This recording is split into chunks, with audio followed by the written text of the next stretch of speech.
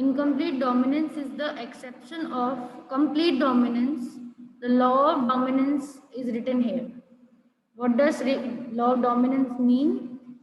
In hybrid, dominant character suppress the expression of recessive character. This is the law of dominance as given by Mendel. ठीक है, Mendel ने जैसे दिया था कि जो डोमिनेंट कैरेक्टर होता है वो रिसेसिव कैरेक्टर को छुपा देता है, उसका एक्सप्रेशन छुपा देता है। क्लियर? तो वन जीन के दौरान जब मेंडल ने अपना फर्स्ट क्रॉस करा, वन जीन की इनहेरिटेंस देखी, मेंडल्स फर्स्ट लॉ, तो उसने देखा जब उसके F1 में दोनों अलग अलग कैरेक्टर्स आते हैं, एक कैपिटल टी और एक छोटा टी आता है, तो वो क्या होता है, टॉल प्लांट बनता है, it becomes a tall plant. Clear?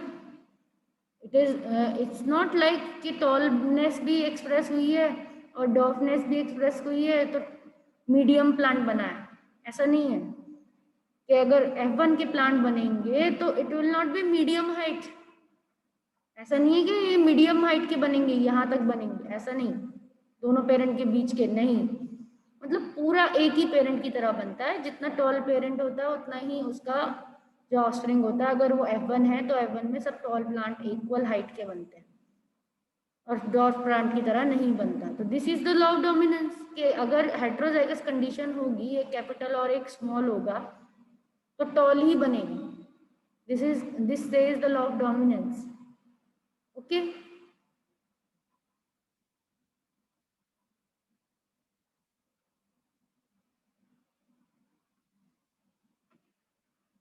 Then उसके बाद क्या होगा, लॉ ऑफ डोमिनेंस के बाद आपका आ जाएगा, इसके लिए फर्स्ट F1 जनरेशन में टॉलनेस होती है क्योंकि एक कैपिटल जीन जो कैपिटल टी है वो छोटे वाले टी को एक्सप्रेस होने से रोक देती है, खुद का एक्सप्रेशन करती है और पौधे को टॉल बना देती है, एंड इसका इफेक्ट, डॉर्फनेस का इफेक्ट हाइड हो जाता है। एक्चुअली में क्या होता है, क्रोमोसोम है, क्रोमोसोम पे दोनों टी प्रेजेंट है, एक क्रोमोसोम पे कैपिटल वाला टी है, दूसरे क्रोमोसोम पे स्मॉल टी है। ठीक है, यहाँ पर एक जीन है सेमी लोकस पे, तो यहाँ पर छोटे टी वाली जीन है अगर, और यहाँ पर इसी पोजीशन पे कैपिटल टी वाली जीन है। ठीक है, तो अलग अलग जीन है, कैपिटल टी है एक पे, एक क्रोमोसोम पे, और एक क्रोमोसोम पे दूसरे वाले पे छोटी टी है।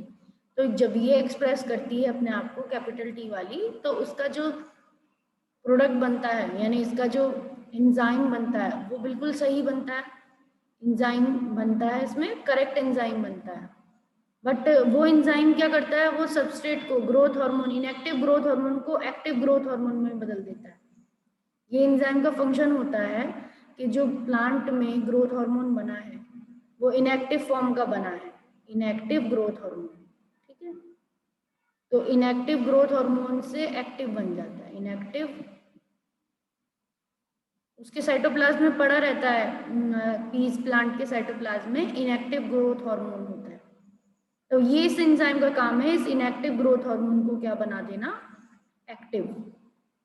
जब ग्रोथ हार्मोन एक्टिव हो जाता है, मोर ग्रोथ हार्मोन होता है, तो ग्रोथ हार्मोन के एक्टिव होने की वजह से पौधा कैसा हो जाता है, लंबा हो जाता है। तो एटलीस्ट एक कैपिटल टी होने की वजह से भी, एक कैपिटल टी जीन होने की वजह से भी एक क्रोमोसोम पे पौधे की हाइट क्या हो जाती है, प्लांट की, पी प्लांट की हाइट लंबी हो जाती है। और ऐसे ही जब जो ड्वार्फ प्लांट होता है उसकी हाइट छोटी इस वजह से होती है बिकॉज उसके अंदर दोनों ही क्रोमोसोम्स पे स्मॉल टी होते हैं। उसमें कैसा केस है, दोनों क्रोमोसोम पे स्मॉल टी है, इस वजह से उसमें एक भी एंजाइम एफिशिएंट नहीं होती, no enzyme is formed, and inactive growth hormone inactive ही रहता है, तो पौधा डॉर्फ रहता है। क्या रहता है, डॉर्फ। ये तो डोमिनेंस का हिसाब है। डोमिनेंस ऐसे होती है, टेस्ट क्रॉस समझा था फिर हमने, टेस्ट क्रॉस में हमने क्या समझा था कि there is a cross, this is a cross between the hybrid and its homozygous recessive parent. किसी भी हाइब्रिड में या किसी भी डोमिनेंट, अभी डोमिनेंट समझा है तो हम डोमिनेंट्स की बात करेंगे, किसी भी डोमिनेंट फिनोटाइप को शो करने वाले ऑर्गेनिज्म का, ठीक है, डोमिनेंट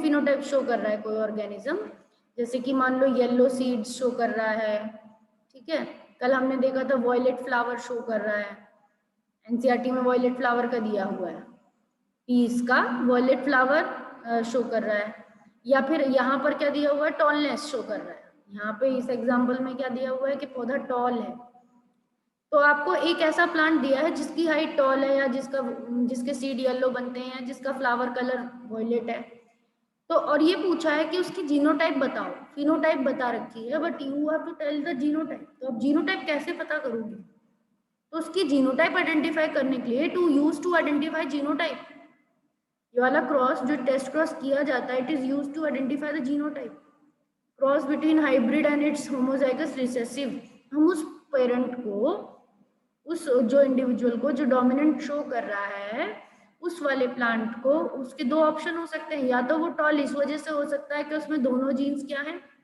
कैपिटल टी हैं, ठीक है, दो केस हो सकते हैं उसके टॉल होने के, एक केस हो सकता है ये टॉलनेस का, अगर पौधा टॉल है तो उसके दोनों जीन्स या तो टॉल हो, कैपिटल टी वाली हो, या तो दूसरा केस क्या हो सकता है कि वो एक टॉल हो, उसमें हेटेरोजाइगस हेटेरोजाइगस हो सकता है, कैपिटल टी स्मॉल टी और एक हेटेरोजाइगस, दो हो सकते हैं, तो दोनों के लिए हमें टेस्ट क्रॉस करना पड़ता है, यहाँ पर इस वाले पोर्शन में आपको दिखा रखा है हेटेरोजाइगस का क्रॉस, पर ऐसा नहीं है कि आप होमोजाइगस का नहीं बनाओगे, आप होमोजाइगस का भी बना के दिखाओगे, होमोजाइगस का क्रॉस बिल्कुल सेम हो जाता है कि अगर हमने इसे कैपिटल टी को स्मॉल टी से क्रॉस कराना है, दोनों ही केसेस में हमारा दूसरा पेरेंट क्या रहेगा, डबल रिसेसिव ही रहेगा, दोनों ही केसेस में हमारा दूसरा पेरेंट क्या रहेगा बच्चों, डबल रिसेसिव, पहला पेरेंट या तो हेटेरोजाइगस होएगा, क्योंकि टेस्ट क्रॉस में डोमिनेंट फिनोटाइप दिखाने के दो रीजन हैं, या तो हाइब्रिड टॉल होगा या होमोजाइगस टॉल होगा, दोनों का हमें ऐसा क्रॉस बनाना है, जीनोटाइप लिखने हैं, जीनोटाइप लिख दिए हमने, ठीक है, दोनों के, फिर हमने गैमेट्स लिखने हैं, ये गैमेट्स दो तरीके के बनाएगा, 50% कैपिटल टी तरह के, 50% स्मॉल टी तरीके के, ये एक ही तरह का गैमेट बनाएगा स्मॉल टी, तो इससे दो ऑफस्प्रिंग, दो तरह के ऑफस्प्रिंग बनेंगे, अगर ये पहला वाला गैमेट अगर इससे फ्यूज होता है तो ये बनेगा, हेटेरोजाइगस इंडिविजुअल्स बनेंगे, अगर छोटे टी होते हैं इससे क्रॉस तो फिर छोटे डबल स्मॉल टी बनेंगे, तो ये डॉर्फ बनेंगे, यानी ये बराबर बराबर अमाउंट में बनेंगे, 50% चांस इस वाले गैमेट का फ्यूज होने के साथ है इससे, 50% चांस स्मॉल टी का भी है, तो बराबर अमाउंट में बनेंगे, क्या मतलब tall will be equal to dwarf, तो जब अगर ऐसा रिजल्ट आता है फिनोटाइपिक रेशियो जीनोटाइपिक रेशियो 1:1 आता है, वी से दैट द hybrid unknown genotype plant was hybrid, it was heterozygous because the offsprings were 50% tall 50% dwarf, तो हम बोलते हैं कि अननोन इंडिविजुअल हेटेरोजाइगस था जिसको हमें ढूंढना था, पर अगर ऐसा नहीं होता, अगर ऐसा है कि ये दो इसने गैमेट बनाए तो इसमें तो सारे गैमेट ने कैपिटल टी ही बनाना है, क्योंकि दोनों एलील्स टी हैं, कैपिटल टी हैं, ये गैमेट बनाएगा तो ये सिंगल टी बनाएगा छोटा वाला, और ये दोनों के पास एक ही ऑप्शन है, यही दोनों फ्यूज हो सकते हैं, क्योंकि इस वाले पेरेंट से ऐसा गैमेट बनेगा, सिंगल एलील ही आती है गैमेट में, क्योंकि और इस वाले पेरेंट का ऐसा गैमेट बनेगा स्मॉल टी वाला, तो इसके सारे ऑफस्प्रिंग कैसे बनेंगे, all will be heterozygous, all will be tall. If all offsprings are coming tall, we will say that the hybrid individual is homozygous tall. Clear? This is test cross. You have to show all the both the process. Clear हो गया सब बच्चों को? Everyone is clear with this? Then incomplete dominance पे हम आए थे, dog flower की बात करी थी कि रेड कलर का होता है डोमिनेंट, वाइट कलर का रिसेसिव होता है, तो मैंने कहा था जो रेड कलर है जिसको उसी के डोमिनेंट ट्रेट के ही पहले लेटर से देते हैं, तो इसकी एलील्स हो गई, रेड कलर का फ्लावर है तो इस वजह से कैपिटल आर इसकी एलील्स हो गई इस रेड फ्लावर की, रेड कलर आने के लिए। वाइट कलर अगर उसी का रिसेसिव ढूंढना है तो वो स्मॉल लेटर से दिखाया जाता है, तो स्मॉल आर, अब ये भी गैमेट बनाएगा।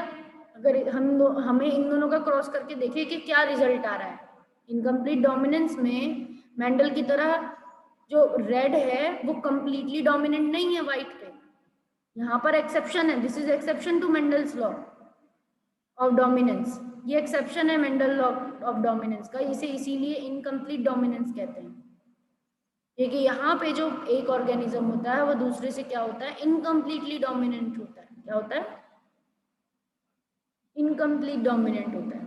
तो ये इसने बनाया सारे गैमेट्स इसके कैपिटल आर तरीके के बनेंगे, और ये जब बनाएगा तो इसके सारे गैमेट स्मॉल आर तरीके के बनेंगे। पर जब ये दोनों फ्यूज होंगे तो ये जो बनेगा वो पिंक कलर बनेगा, कैपिटल आर और स्मॉल आर। इसी को इसीलिए कहते हैं इनकम्प्लीट डोमिनेंस, के जो एक कैपिटल आर वाला होता है उसका एक्सप्रेशन पूरी तरह से व्हाइट वाले के एक्सप्रेशन को हाइड नहीं करता। It will not hide the white expression and there is a mixing of character. जबकि मेंडल कहता था ब्लेंडिंग नहीं होती कैरेक्टर की, पर यहाँ पर मिक्सिंग हो रही है। रेड भी आ रहा है और व्हाइट भी आ रहा है, मिलकर क्या बन रहा है, पिंक। कौन से कलर का फ्लावर बन रहा है, पिंक कलर का। देख रहे हो आप, are you able to see this everyone? Yes, ma'am. ठीक है। नाउ सेम ऐसा ही केस इनकम्प्लीट डोमिनेंस का 4 o'clock प्लांट में है, ये भी हमने डिस्कस किया था। This is also red and white again. इसको भी ऐसे ही रिप्रेजेंट करेंगे, कैपिटल आर स्मॉल आर। हालांकि यहाँ जो क्रॉस बनाया हुआ है, इन दोनों का जब क्रॉस कराएंगे तो इसमें भी दोनों जो होंगे अपने आप को एक्सप्रेस करेंगे, पिंक कलर का फ्लावर बनेगा। और इस क्रॉस में इसे कॉरेंस ने दिया था सबसे पहले। जो साइंटिस्ट हैं उनका नाम कॉरेंस है, जिन्होंने इसको दिया था इनकम्प्लीट डोमिनेंस को शो करने के लिए। मिराबिलिस जलपा नाम के प्लांट में ये शो हुआ था। 4 o'clock प्लांट का ही दूसरा नाम है, कह सकते हैं बोटेनिकल नेम है मिराबिलिस जलपा। यहाँ लिखा है देखो, एग्जाम्पल मिराबिलिस जलपा ब्रैकेट में 4 o'clock प्लांट। बुक में भी मैम ऐसे इसका नाम 4 o'clock प्लांट क्यों है? 4 o'clock प्लांट इसीलिए होता है, अर्ली मॉर्निंग में ब्लूम करता होगा। ठीक है, क्योंकि कुछ फ्लावर्स अर्ली मॉर्निंग में ब्लूम करते हैं, कुछ फ्लावर्स मैंने जैसे देखा हिबिस्कस फ्लावर्स जो होते हैं जब वो बिल्कुल ब्राइट मॉर्निंग होती है तभी खिलते हैं, और कुछ फ्लावर्स ब्लूम हो रहे होते हैं उस टाइम पे सुबह सुबह के वक्त। तो कुछ प्लांट्स जल्दी ब्लूम करते हैं, कुछ प्लांट बाद में डे में लेटर ब्लूम करते हैं। तो अलग अलग फ्लावर्स का अलग अलग टाइम होता है। तो शायद इसका 4 o'clock इसलिए लिखा हो because it can flower at the early morning. Correns discovered incomplete dominance in Mirabilis jalapa. It is also called partial dominance, semi-dominance. इसे partial dominance भी बोला जाता है। जैसे हमने देखा कि रेड कलर है वो अपने आप का इफेक्ट पूरी तरह से नहीं शो कर रहा है, डोमिनेंट पूरी तरह से नहीं है, पार्शियल डोमिनेंस है, आधी डोमिनेंस है, क्योंकि दूसरा वाला भी अपने आप को एक्सप्रेस कर रहा है तो पिंक कलर बन रहा है। The inheritance in which allele for a specific character is not completely dominant over the other allele is called incomplete dominance. जो inheritance जिसमें allele specific character के लिए completely dominant नहीं होती, यानी flower color क्या है, completely dominant नहीं है। Red flower color is not completely dominant over white. तो एक allele अगर दूसरे पे completely dominant नहीं होती तो incomplete dominance हो जाता है, पार्शियल डोमिनेंस कहलाता है। ठीक है, अब यहाँ पे क्रॉस है। इस क्रॉस में चेंज ये है कि व्हाइट फ्लावर को इसने डब्ल्यू से दिखा दिया, बट उसमें उसी के स्मॉल लेटर से दिखाया जाता है रिसेसिव ट्रेट को नॉर्मल केसेस में। Yes. ठीक है, जो एनसीईआरटी में दिया है वो कैपिटल आर और स्मॉल आर का दिया है cross, capital R crossed by small R ऐसे दिया है एनसीईआरटी में। ठीक है, तो इसका जो गैमेट बनेगा वो कैपिटल आर बनेगा और दूसरे वाले का जो गैमेट बनेगा वो स्मॉल आर बनेगा। फिर इन दोनों का जो हाइब्रिड बनेगा वो कौन सा फ्लावर बनेगा, कौन से कलर का बनेगा, पिंक। ठीक है, पिंक कलर का बनेगा। फिर जब इसका पुनेट स्क्वायर बनाएंगे तो उसके पुनेट स्क्वायर में हम लोग गैमेट्स लिखेंगे। पहले कॉलम में दोनों पेरेंट्स के, एक तरफ फीमेल पेरेंट के गैमेट्स लिखेंगे। ठीक ठीक है, कॉलम्स में, और दूसरी तरफ मेल पेरेंट्स की गैमेट्स लिखेंगे और उनको क्रॉस करेंगे F1 की सेल्फिंग के लिए। ठीक है, तो जब इसमें फीमेल पेरेंट, अब सेल्फिंग के लिए तो यही होगा कि यही वाले प्लांट्स को सेल्फिंग करनी होगी, आर वाले को ही, capital R into capital R small R, दोनों ही सेम है। इसी को बोलते हैं, इसी से सेल्फिंग ऑफ F1, ये F1 आया है, आर जो कैपिटल आया है वो F1 आया है। F1 आने के बाद क्या करनी पड़ती है, सेल्फिंग करनी पड़ती है F2 के लिए। तो हम भी सेल्फिंग कर रहे हैं, we are also doing selfing. तो जब हम ऐसे कर रहे हैं तो इन दोनों के गैमेट्स के लिए अलग अलग जीन्स चली जाएंगी, एक का कैपिटल आर चला जाएगा, एक में स्मॉल आर चला जाएगा बॉक्स में, इधर भी गैमेट्स के लिए अलग हो जाएंगे, कैपिटल आर स्मॉल आर।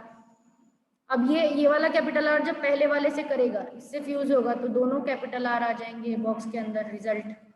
जब ये वाला इस वाले से होगा तो ये बन जाएगा कैपिटल आर स्मॉल आर। ठीक है, तो पहली वाला जो गैमेट है वो दोनों से लिखकर उसी के जस्ट नीचे लिखना होता है उसका कॉम्बिनेशन। स्मॉल आर से करेंगे फर्स्ट वाले को, तो ऐसे भी लिख सकते हो, स्मॉल आर कैपिटल आर, या कैपिटल आर स्मॉल आर भी लिख सकते हो, डजेंट मैटर। एक अगर कैपिटल आर है तो यानी कि हाइब्रिड है, और दूसरा क्या है, स्मॉल आर स्मॉल आर। तब इसमें फिनोटाइपिक रेशियो क्या आया, जीनोटाइपिक रेशियो क्या आया, मतलब इसमें कौन कौन से कलर आ जाएंगे। एक फ्लावर तो इसमें, एक प्लांट तो रेड फ्लावर बनाएगा 1, क्योंकि एक इसमें कैसा है देखो, कैपिटल आर दोनों आर कैपिटल है, तो वो तो रेड बनेगा।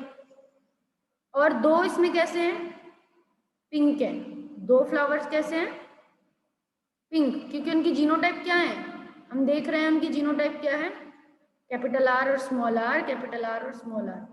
एक क्या बनेगा, वाइट, तो 2 एंड फिर 1 क्या बनेगा, वाइट। तो 1:2:1, ये इसकी फिनोटाइपिक रेशियो होगी, this will be it's phenotypic ratio 1:2:1। Genotypic ratio क्या होगी, जीनोटाइपिक रेशियो यानी 3 तरह के जीनोटाइप बनेंगे, ये भी है एक कैपिटल आर वाला जीनोटाइप, मतलब वो एक ही बना है, तो उसका वैल्यू कितनी हो गई, कैपिटल आर जीनोटाइप की वैल्यू होगी 1 रेशियो किसके, कैपिटल आर और स्मॉल आर के कितने नंबर हैं, ये कितने प्लांट बने हैं हेट्रोजाइगस वाले, तो वो बने हैं 2, उनका नंबर क्या है 2।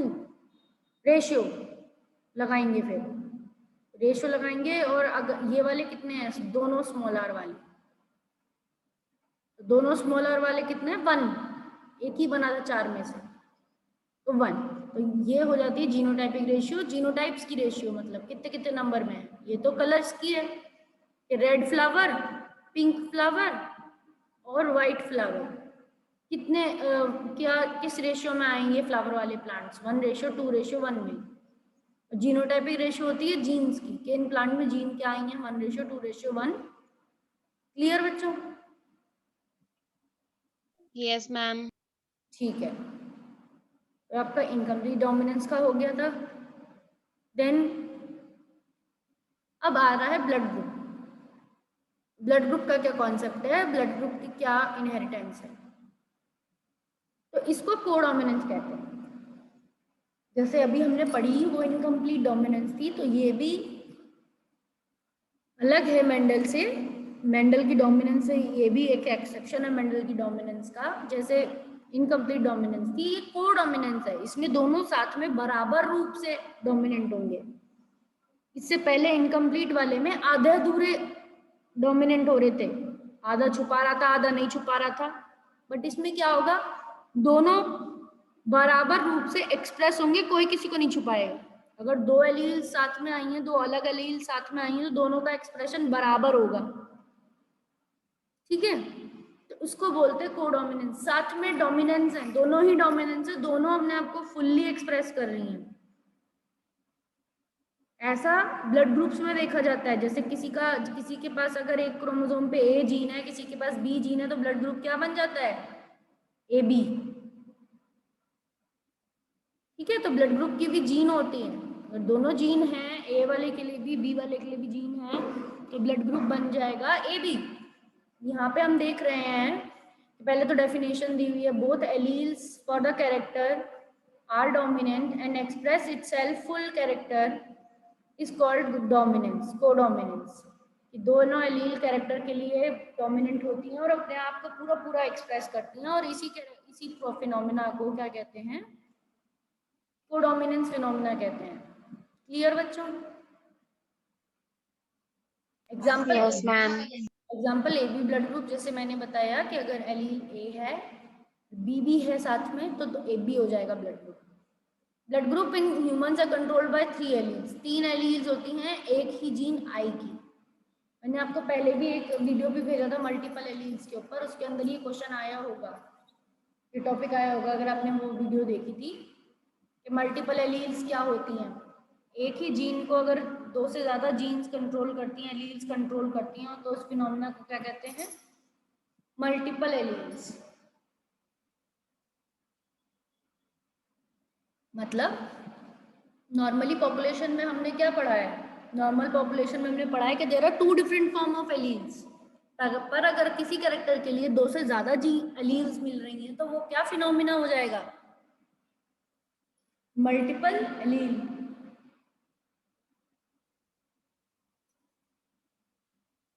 जैसे ब्लड ग्रुप की एलील बनती है, ब्लड ग्रुप की जीन एक ही है आई, और उसकी एलील कितनी है, 3 है। एक आई A, ए है, B, O. एक आई बी है, और एक आई है। देयर आर 3 एलील्स, ठीक है, 3 alleles of blood. Ma'am small I O को रिप्रेजेंट कर रहे हैं ना? हाँ, उसके ऊपर कोई भी नहीं होता सुपरस्क्रिप्ट, तो ये बिना किसी एंटीजन के, ये एक्चुअली में एंटीजन होते हैं, ए एंटीजन बी एंटीजन। जिसमें एक भी एंटीजन नहीं होता वो ब्लड ग्रुप ओ को रिप्रेजेंट करता है, मतलब 0 एंटीजन, नो एंटीजन, वो ओ ब्लड ग्रुप बन जाता है। ABO locus, ABO locus is located on chromosome 9। Chromosome 9 पे ये वाली जीन प्रेजेंट है, ब्लड ग्रुप वाली,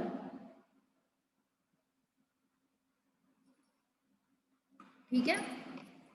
क्रोमोसोम 9 पे आपका ब्लड ग्रुप की जीन्स प्रेजेंट होती हैं। IA is responsible for the production of antigen A.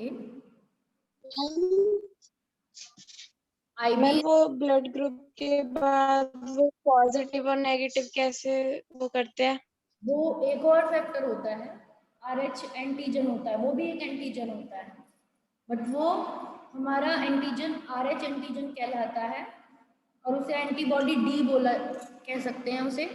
पर वो आपका एक रीसस नाम के मंकी से आइडेंटिफाई किया जाता है। वो एंटीजन हमारे सारे ह्यूमंस में नहीं होता। जिन ह्यूमंस में वो एंटीजन मिलता है उन्हें पॉजिटिव ह्यूमंस कहते हैं, उनका नॉर्मल ब्लड ग्रुप के साथ पॉजिटिव लगा दिया जाता है कि उनके अंदर RH एंटीजन है। रीसस मंकी से मिलता जुलता एक एंटीजन हमारे ब्लड ग्रुप में होता है, क्योंकि हमारे क्लोजेस्ट रिलेटिव है मंकीज। तो कुछ ह्यूमंस में RH एंटीजन मिलता है, कुछ ह्यूमंस में RH एंटीजन नहीं मिलता, ठीक है।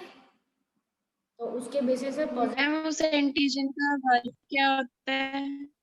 उस एंटीजन का कुछ वर्क नहीं है, बस एवोल्यूशनरी रिलेटेड है कि yes they have inherited that and RH antigen, और जिसमें नहीं है उससे उसमें उन्होंने इनहेरिट नहीं किया, उनकी लाइंस में नहीं मिल रहा है, ठीक है। ऐसे उसका कोई वर्क नहीं है, बट एक उसका कह सकते हैं ड्रॉबैक है कि अगर मान लो किसी कपल की शादी हुई है और उसमें किसी भी पार्टनर को, खासकर अगर मतलब फीमेल अगर नेगेटिव है और मेल पार्टनर अगर पॉजिटिव है, तो उनकी फर्स्ट प्रेगनेंसी के वक्त तो नॉर्मली रहेगा, नॉर्मल सब चीज़ रहेगी, बिकॉज प्रेगनेंसी में फादर के भी जीन इनहेरिट हुई होगी और मदर की भी।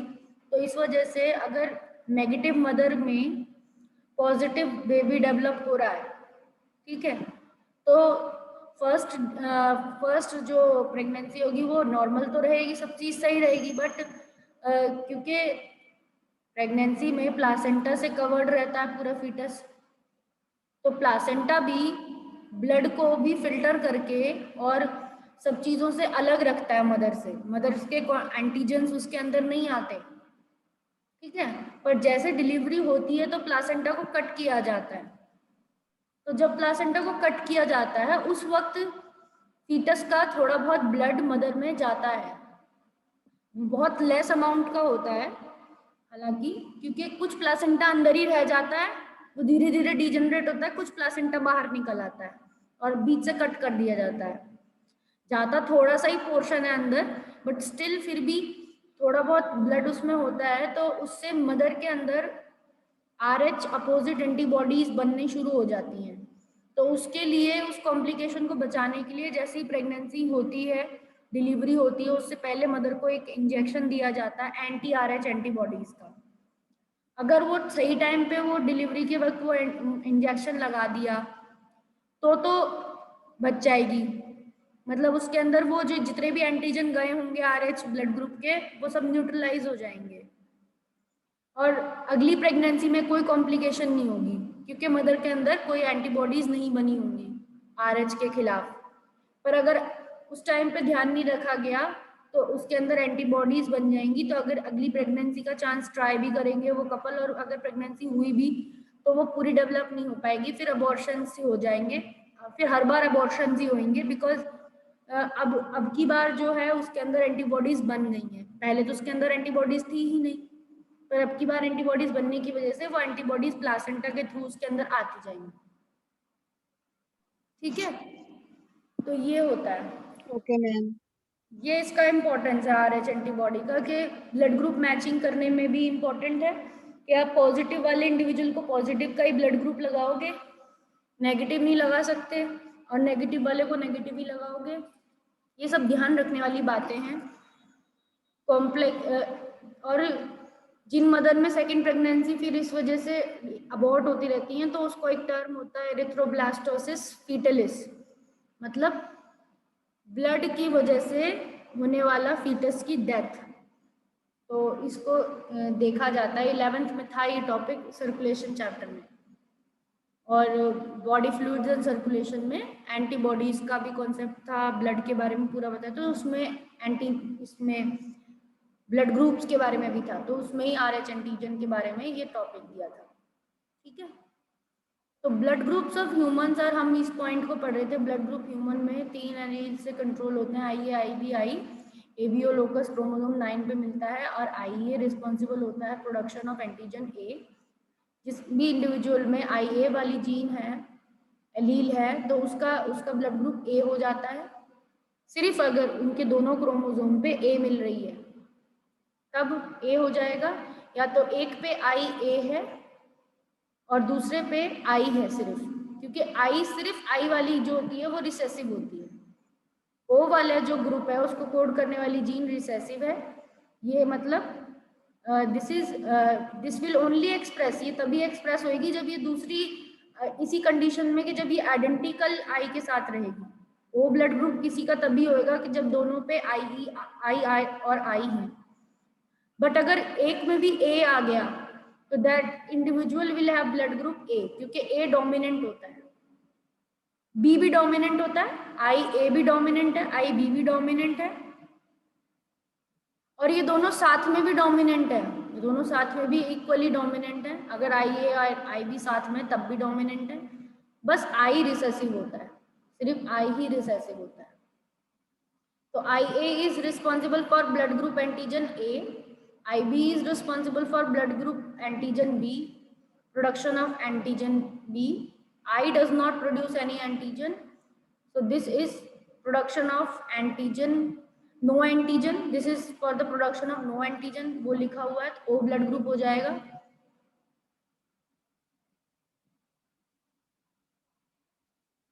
ये क्रोमोसोम का लोकस पे उस जीन का लोकेशन दिखा रखा है, ठीक है। ये 9th क्रोमोसोम है, 9th क्रोमोसोम पे यहाँ एंडिंग में एक जीन यहाँ पर बता रखी है, इसमें और मैग्नीफाई करके दिखा रखा है, ABO, cell surface antigen. ABO cell surface antigen 9q34, ठीक है, 9q34. What is this meaning? 9 is the chromosome number, Q is the arm of the chromosome. P और Q आर्म्स करके क्रोमोसोम की आर्म्स को रिप्रेजेंट किया जाता है. Centromere के ऊपर वाली P, नीचे वाली Q, तो उससे रिप्रेजेंट किया जाता है. तो Q रीजन पे 34th पोजीशन पे ये जीन है, ठीक है.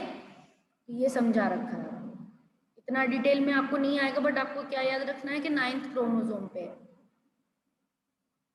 ए और IB क्या है, को डोमिनेंट है, दोनों साथ में डोमिनेंट है. को मतलब टुगेदर, तो IA और IB जब साथ में होंगी तो दोनों एक्सप्रेस होंगी, और ये दोनों डोमिनेंट I के भी ऊपर भी डोमिनेंट है. अगर ये I के साथ होंगी, A वाला अगर I के साथ होगा तो A ब्लड ग्रुप रहेगा, B वाला भी अगर I के साथ होगा तो B ब्लड ग्रुप रहेगा. तो ये दोनों I पे भी डोमिनेंट है. I रिसेसिव जीन है. I कौन सी एलील है? रिसेसिव एलील है. क्लियर? क्लियर हो रहा है बच्चों? ये एक टेबल बनाया है, this is one table. In this the blood group is given and genotype कौन कौन से हो सकते हैं ये बताया. ए ब्लड ग्रुप कितने दो जीनोटाइप से आ सकता है. बी ब्लड ग्रुप भी 2 जीनोटाइप से आ सकता है, एक होमोजाइगस ए, एक heterozygous A, heterozygous with the I gene, I allele, सिर्फ आई एलील के साथ है अगर हेट्रोजाइगस, तब ए ब्लड ग्रुप आ सकता है, या होमोजाइगस ए हो.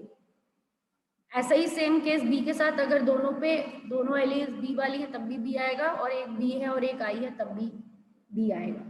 ए बी ब्लड ग्रुप कब आएगा? जब दोनों क्रोमोसोम पे एक एक ए और एक बी है, तब B blood group, A B blood group आएगा. और अगर दोनों आई आई हैं तब एक ही केस बनता है ओ. क्लियर हो गया बच्चों? Yes ma'am. Yes ma'am. Okay.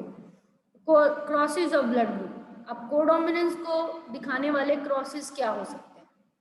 ये टेबल इंपॉर्टेंट है क्योंकि इसमें सारे क्रॉसेस बता रखे हैं, सारे केसेस बता रखे हैं, ठीक है. कैसे कैसे बता रखे हैं?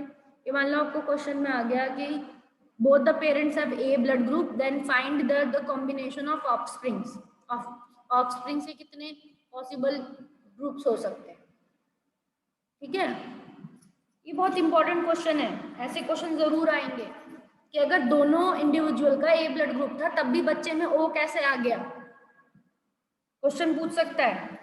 Even both the parents were of A blood group, still the child is having O blood group. उनका हेट्रोजाइगस होगा. हाँ, still the child has O blood group. तो डिजाइन द क्रॉस. अब क्रॉस बताओ, तो आप ये वाला इनमें से कौन सा क्रॉस बनाओगे? इसके लिए O ब्लड ग्रुप है तो कौन सा पेरेंट का जीनोटाइप क्या लोगे? O ब्लड ग्रुप सिर्फ एक ही केस में आ सकता है कि अगर दोनों पेरेंट्स कैसे वाले ए हों, हेट्रोजाइगस वाले ए हों, तब आ सकता है O ब्लड ग्रुप, ठीक है. हाफ बच्चों में तब ए ब्लड ग्रुप आता है और आधे बच्चों में 50% में O ब्लड ग्रुप के चांसेस होते हैं. क्लियर? ठीक है. Yes ma'am. नेक्स्ट, ऐसा ही सेम केस किसमें होगा? बी वाले में होगा. ये दोनों पेरेंट्स अगर बी वाले हैं तब भी ओ आ रहा है, तो सेम यही ऊपर वाले दोनों सेम होमोजाइगस बी ही रहेगा. एक होमोजाइगस बी और एक हेट्रोजाइगस बी आई के साथ, तब भी क्या रहेगा? सब में बी रहेगा. बट दोनों में हेट्रोजाइगस बी आई के साथ तब क्या रहेगा? बी रहेंगे हाफ, और हाफ क्या रहेंगे? ओ. अब ए बी का क्रॉस होगा तो कोई और, तो 3 बन सकते हैं. ए बी बन सकता है, ए भी बन सकता है, और बी भी बन सकता है अलग से. क्लियर? अगर दोनों इंडिविजुअल के ब्लड ग्रुप्स ए बी हैं तो उसमें 3 तरह के बच्चों के जीनोटाइप बन सकते हैं, ए ब्लड ग्रुप वाला, बी ब्लड ग्रुप वाला, और ए बी ब्लड ग्रुप वाला. क्लियर बच्चों? Now O blood group. O blood group वाले में दोनों पेरेंट्स में ओ ब्लड ग्रुप है, तो पॉसिबल जीनोटाइप्स एक ही रह जाती है आई दोनों पेरेंट्स की, और एक ही इंडिविजुअल का, एक ही तरह का इंडिविजुअल बन सकता है ओ। ठीक है, दोनों पेरेंट्स अगर ओ हैं तो उसके ऑफस्प्रिंग्स हमेशा ओ ही होंगे। क्लियर हो गया बच्चों? एक ये टेबल है, ठीक है। This table is also important. A blood group है, पेरेंट बी का ए ब्लड ग्रुप है, दोनों पेरेंट्स का ए ब्लड ग्रुप है। चाइल्ड कौन कौन सा हो सकता है ब्लड ग्रुप चाइल्ड का? ए और ओ। अगर ए ब्लड ग्रुप है पेरेंट वन का, पर पेरेंट बी का बी ब्लड ग्रुप है, तो कौन कौन से ऑफस्प्रिंग्स के हो सकते हैं? ए बी और ओ। ए और ए बी वाले ग्रुप में क्या हो सकता है? ए बी और ए बी। ए और ओ वाले ग्रुप में क्या हो सकता है? ए और ओ। बी बी ग्रुप में बी और O. B A B group में A B A B. B O group में बी और ओ। ए बी ग्रुप में A B A B. A B और ओ ग्रुप में ए और बी, वो ओ ग्रुप में ओ। ठीक है, तो ये वाला भी आपको याद रखना है, ये सब क्वेश्चन में आते हैं। अब टू जीन्स का, इसके बाद हमारा नेक्स्ट टॉपिक है टू जीन्स का इनहेरिटेंस, जिसमें मेंडल सेकंड लॉ पढ़ाते हैं, वो हम अपनी नेक्स्ट क्लास में पढ़ेंगे। ठीक है, अभी मैं एक और लिंक भेजूंगी आपको रिज्वाइनिंग के लिए। Okay ma'am. ठीक है, यहाँ तक सबको क्लियर हो गया है ना ब्लड ग्रुप्स का कॉन्सेप्ट?